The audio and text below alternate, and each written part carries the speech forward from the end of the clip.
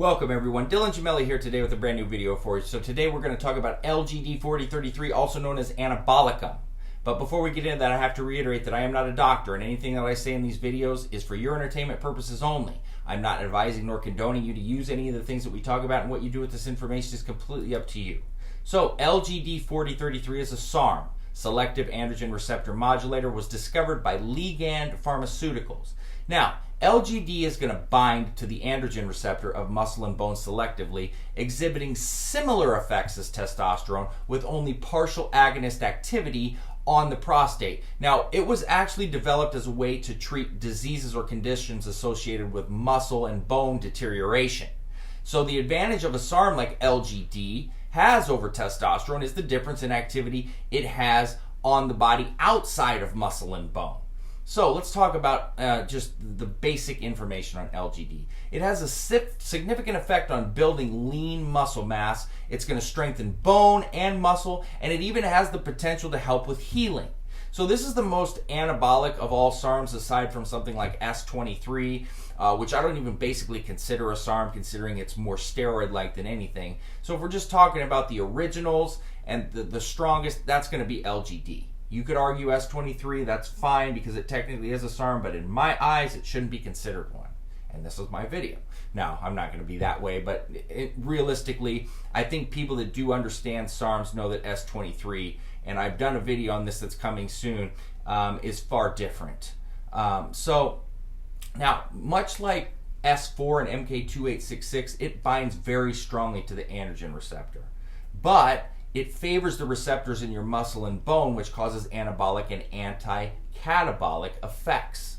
So, in addition to that, it has a significant effect in preventing bone degeneration, and it is even proven to strengthen bones with minimized risk of typical androgenic problems like prostate enlargement and hair loss and things of that nature. So, if I look back at one study, and they took male rats and they were castrated and left untreated for 14 days to allow for muscle and prostate to atrophy.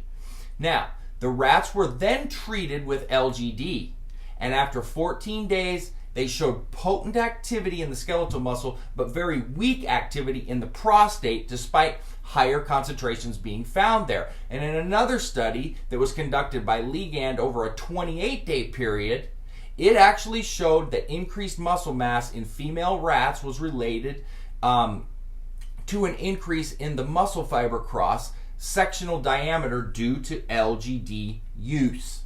Now, how can LGD possibly help you? Well, it's extremely versatile, all right? It has a list of benefits no matter the goal of the user, whether it's a lean muscle mass gain, maintenance of, hard-earned gains that you've made during a cutting cycle, or bridging the gap between steroid cycles. LGD itself can be a very beneficial tool for you, all right? Studies do suggest that LGD will actually lend therapeutic benefits to many testosterone deficiency conditions as well. Now, in fact, it's not unheard of to hear improvements in joint pain or nagging injuries, things of that nature, after starting a course of LGD, much like MK2866. And a lot of times people ask me, Dylan, what's the best SARMs healing stack? And I always say MK2866, LGD 4033, and MK677. It's an ultra healing stack. The only thing that comes near this for healing would be a couple peptides like TB500 and BPC157. But these SARMs, offer more benefit on top of what those other two peptides will do. They're just, basically just for healing, while these other SARMs that I'm discussing are going to provide a multitude of other benefits. So it's something to keep in mind. And now, in addition to this, LGD can increase strength, it can increase vascularity and fat loss while bulking, it can help during a recomposition, so it's really multifaceted. There have been some reports of slightly increased endurance, but that's when it's stacked with GW 501516 or SR 9009, so obviously those reports should be more dedicated toward the GW and the SR, but nonetheless it was still seen when LGD was ran, but I think for obvious reasons. LGD can be stacked quite well with any SARM, all right? It doesn't matter which one. Now, I will tell you this. It does create the perfect anabolic storm of lean muscle and fat loss when stacked, with multiple SARMs. And it can be stacked safely with minimal suppression. Now, one thing I want to tell you, one of my favorite SARM stacks and what I believe to be the best SARMs duo is LGD 4033 and S4. When you're talking about an ultimate recomposition with just two compounds that are SARMs, this is at the very top. Now, I do love GW stacked with S4, but and you see the thing here with S4 always being involved, but LGD with its bulking strengths and S4 with its lean muscle gain and that muscle hardening effect, it is a very, very, very beneficial combo that I generally always go to when someone's looking for a recomposition and they're looking to keep it simple. Side effects with LGD 4033. Now, it has no significant effect on your prostate. No estrogenic side effects whatsoever. If we're looking at SARMs other than S23, LGD will be higher on suppression. While still minimal, if you're looking at LGD compared to MK2866, S4, even RAD140, it's going to be the highest on the suppression. But while I say it's still minimal, all right, you're not going to see drastic drops if you have a real SARM. You still need a mini PCT. And when I say mini PCT, Clomid at a lower dose, and I always have GW 501, 516 in there because it does help to keep your levels up during PCT in terms of performance levels, and it will mitigate and control any rises in cortisol. So that's why I like it in there.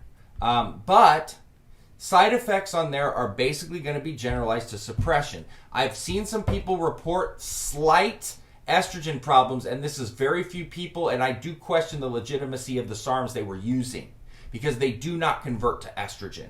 Now, doses and half-life. There's a longer half-life here, 24 to 36 hours, so once a day dosing is fine. I never recommend going over 10 milligrams per day as a male, and as a female, I would keep it at 5 milligrams per day, 12-week cycles, all right? So that's really it when it comes to the dosing. It's pretty cut and dry, pretty simple, but LGD 4033 is one of the strongest SARMs out there. If you're looking to gain size and keep it clean, this is the one that you want. Anybody that asks what's the best SARM for bulking, you're going to be pointed towards LGD 4033 every single time. And remember, it stacks well with anything. So, especially, SARMs wise. And throwing it in an anabolic cycle extremely well. You want to get a nice bulking start to a cycle, and you don't want to use D-ball, well, you go ahead and use LGD 4033 with T-ball to jumpstart your cycle of test and whatever, and you've got a very, very nice kickstart. So, very versatile to say the least. That being said, www.isarms.com/forums. I'm also on the Evolutionary Forum as well as the Elite Fitness Forum. Dylan@isarms.com is where you can get me with all questions and comments, and please don't forget to subscribe to the channel. That being said, stay tuned for plenty more to come. Dylan Gemelli, signing off.